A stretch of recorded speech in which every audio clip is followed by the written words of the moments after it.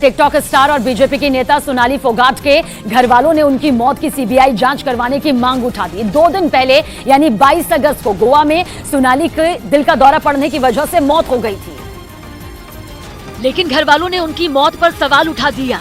परिवार का आरोप है कि किसी साजिश के तहत सोनाली फोगाट की हत्या की गई।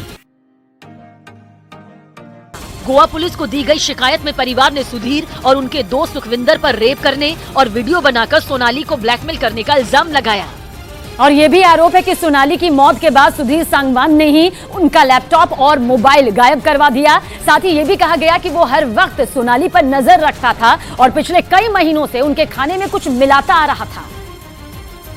क्योंकि घर वालों का दावा है कि 22 अगस्त को जब उनकी बात सोनाली से हुई थी तो उन्होंने खाने में किसी चीज के मिलाने का जिक्र किया था। बाद में उसी शाम को उनकी तबीयत अचानक खराब हुई और फिर अस्पताल में उनकी मौत हो गई। इसके बाद ये बात सामने आई कि वो शूटिंग के सिलसिले में गोवा गई थी, लेकिन परिवार वालों का कहना है कि उन्हें उनके गोवा जाने की जानकारी ही नहीं थी।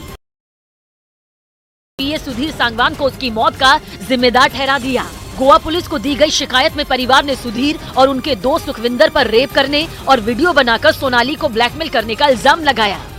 और ये भी आरोप है कि सोनाली की मौत के बाद सुधीर सांगवान ने ही उनका लैपटॉप और मोबाइल गायब करवा दिया। साथ ही ये भी कहा गया कि वो हर वक्त सोनाली पर नजर रखता था और पिछले कई महीनों से उनके खाने में कुछ मिलाता आ रहा था।